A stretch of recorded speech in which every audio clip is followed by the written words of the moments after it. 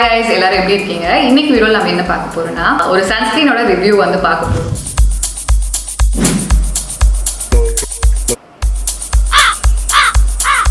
Summer start ஆகிருச்சு, sunscreen ரிலேட்டடான ஒரு வீடியோ போடணும்னு சொல்லி நினச்சிட்டே இருந்தேன். கரெக்டாக சோசனில் வந்து ஒரு சன்ஸ்கிரீன் வந்து லான்ச் பண்ணியிருந்தாங்க. ஓகே, கண்டிப்பாக இதை பர்ச்சேஸ் பண்ணி ரிவ்யூ போடலாம் அப்படின்னு சொல்லிட்டு சேஃப் ஸ்க்ரீன் அப்படிங்கிற ஒரு சன்ஸ்கிரீன்.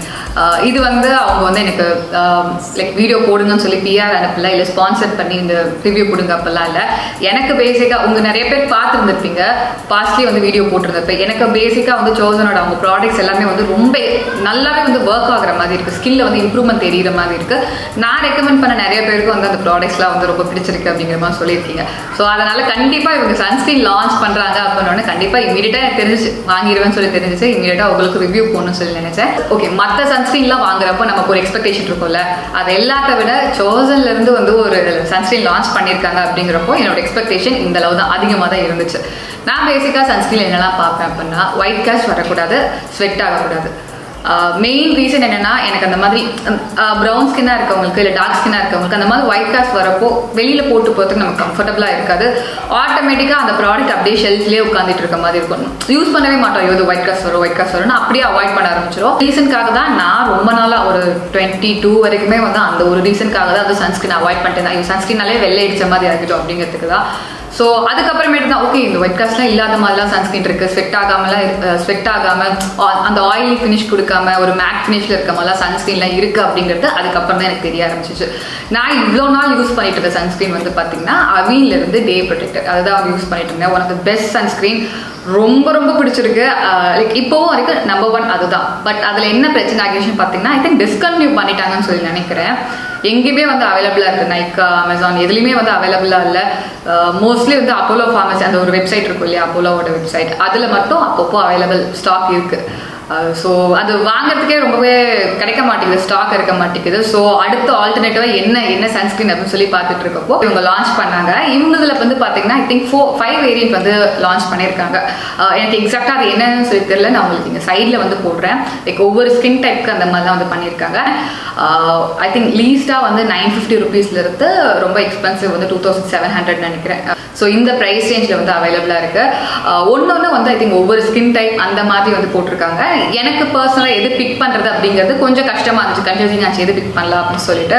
பட் தென் பார்த்தப்போ சரி ஓகே, ரிவ்யூ போடுறோம், ஸோ கொஞ்சம் காமனாக நிறைய பேர் யூஸ் பண்ணுற மாதிரி ஒரு சன்ஸ்கிரீன் பிக் பண்ணலாம் அப்படின்னு சொல்லிட்டு, ப்ளஸ் எனக்கு பர்சனல் யூஸ்க்கு கொஞ்சம் கரெக்டாக இருக்குமே சொல்லிட்டு பிரிகேட் ரோட் அப்படிங்கிற இந்த சேஃப் ஸ்க்ரீன் வந்து யூஸ் பண்ணேன். சேஃப் ஸ்க்ரீன், இது வந்து சன்ஸ்கிரீன் கிடையாது, சேஃப் ஸ்க்ரீன் அப்படின்னு சொல்லியிருக்காங்க.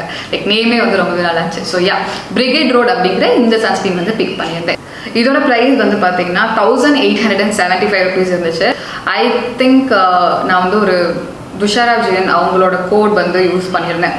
பாருங்க, ஐ திங்க் நிறைய பேரோட கோட் வந்து அவைலபிள். துஷாரா விஜயன் அண்ட் இன்னொருத்திங்க ரம்யாவோட கோட் வந்து இருக்குது, அவங்க கோட் யூஸ் பண்ணி வந்து நான் பர்ச்சேஸ் பண்ணியிருந்தேன். ஸோ 1875, அதில் ஒரு 10% போகி 1688, 1700, அந்த 1600 to 700 அந்த ப்ரைஸ் வந்து பே பண்ணி இது வந்து பர்ச்சேஸ் பண்ணியிருந்தேன். மணி வைஸ் ஒர்த் ஆகுன்னு கேட்டால் எனக்கு ஒர்த்து தான் தோணுது. லைக் இதில் வந்து கெமிக்கல் ஃபில்டர்ஸ் வந்து இல்லை, நான் கமிடோஜெனிக். ஸோ உங்களுக்கு ஆல்ரெடி வந்து ஏதாச்சும் இந்த மாதிரி ஸ்கின் கேர் ப்ராடக்ட்ஸ் எல்லாம் யூஸ் பண்ணுறப்போ கொஞ்சம் ஆக்னே இஷ்யூலாம் வருது அப்படின்னா இதில் வந்து உங்களுக்கு அந்த மாதிரி ப்ராப்ளம்லாம் வந்து வராது.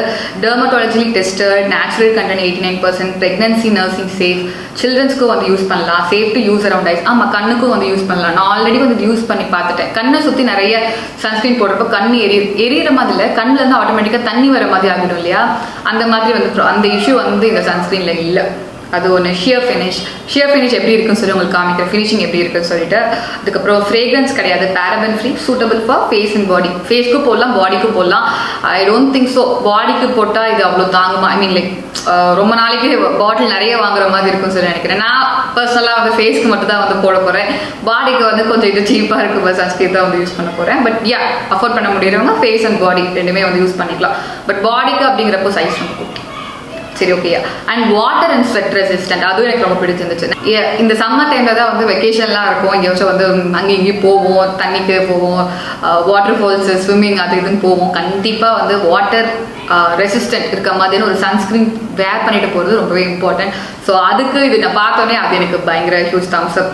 And suitable for all skin types. அது ஐ திங்க் நான் உங்களுக்கு போட்டுட்டு காமிக்கிறேன் எப்படி இருக்குன்னு சொல்லிட்டு. ஓகே, ஃபர்ஸ்ட் வந்து ப்ராடக்ட்டோட பேக்கேஜிங் வந்து பார்த்திங்கன்னா பம்ப் டைப்பில் வந்து கொடுத்துருக்காங்க. எனக்கு பர்சனலாக வந்து கொஞ்சம் டியூப் மாதிரி இருந்துச்சுன்னா ஃபுல்லாக யூஸ் பண்ணிட்டோம் அப்படிங்கிற ஒரு சாட்டிஸ்ஃபேக்ஷன் இருக்கும். பம்ப் மாதிரி இருந்துச்சு அப்படின்னா அது ஃபுல்லாக கம்ப்ளீட் பண்ணிட்டோமா அப்படிங்கிற ஒரு டவுட் இருந்துகிட்டே இருக்கும். பட் ஸ்டில் பேக்கேஜ் பார்க்கறதுக்கு பயங்கர ப்ரீமியமாக இருக்குது. எவ்ரி அப்ளிகேஷன் வந்து பார்த்திங்கன்னா 4 பம்ப்ஸ் ஆச்சும் வந்து நம்ம வந்து யூஸ் பண்ணணும். ஸோ நான் 4 பம்ப்ஸ் வந்து எடுத்துக்கிறேன். ஃபேஸில் வந்து ஃபஸ்ட் டாட்டாக வந்து அப்ளை பண்ணிக்கிறோம், தென் வந்து பிளெண்ட் பண்ணிக்கலாம்.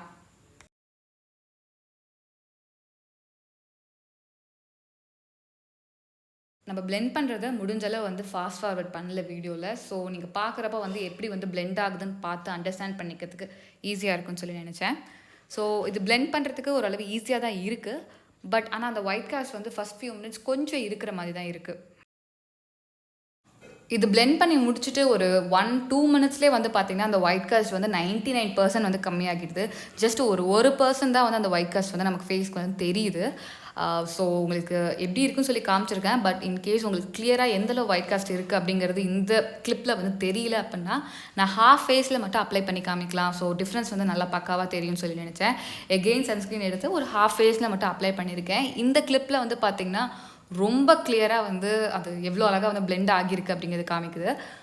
ஒயிட் காஸ்ட் வந்து பார்த்திங்கன்னா ஜஸ்ட் ஒரு 1% ஒரு 0.5% தான் இருக்குன்னு சொல்லுவேன். பட் அந்த ஒரு க்ரீஸி லுக்குன்னு சொல்ல முடியாது, ஒரு க்ளோயி லுக் வந்து இந்த சன்ஸ்க்ரீன் வந்து நமக்கு கொடுக்குது.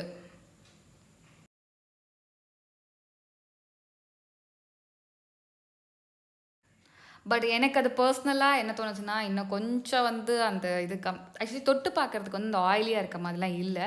பட் இந்த மாதிரி போட்டு பார்க்குறப்ப தான் தெரியுது கொஞ்சம் வந்து கொஞ்சம் அந்த க்ளோயிங் அதெல்லாம் கொஞ்சம் கம்மியாக இருந்தாவே ஓகே அப்படின்னு சொல்லி நினச்சேன். ஸோ அதை மேட்டிஃபை பண்ணுறதுக்கு நார்மல் ஒரு பவுடர் எடுத்துக்கிறேன், ஃபேஸ்க்கு யூஸ் பண்ணுற காம்பேக்ட் பவுடர். மேலே வந்து அதை அப்ளை பண்ணிக்கிறேன், அவ்வளோதான். இது அந்த சன்ஸ்க்ரீனையும் செட் பண்ணுறதுக்கு வந்து ஹெல்ப்ஃபுல்லாக இருக்கும். நம்ம கீழே வந்து மேக்கப் போடுறதுக்கு ஒரு நல்ல பேஸாகவும் இந்த சன்ஸ்க்ரீன் வந்து நமக்கு யூஸ்ஃபுல்லாக இருக்குது.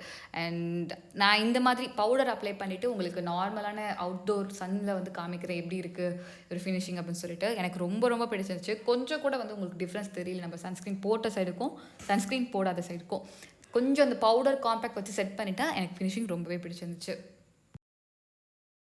இது வந்து கிட்டத்தட்ட ஒரு 10-15 மினிட்ஸ் கழித்து அதுக்கப்புறம் சன்னில் இருந்து எடுத்த கிளிப். ஸோ நல்லா வந்து போட்டிருந்த சன்ஸ்க்ரீனும் செட் ஆகிடுச்சு. அது மேலே வந்து நான் ஒரு சைடு வந்து பவுடர் போட்டிருக்கோம், நம்மளோட லெஃப்ட் சைடு வந்து பவுடர் போட்டிருக்கோம். அதுவும் ரைட் சைடும் வந்து ஆல்மோஸ்ட் ஈக்குவலாக சேமாக இருக்க மாதிரி தான் இருக்குது.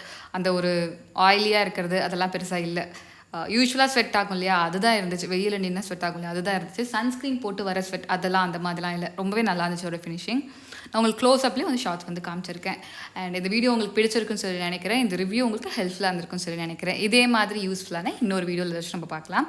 தேங்க்ஸ் ஃபார் வாட்சிங் மை வீடியோ. Bye by.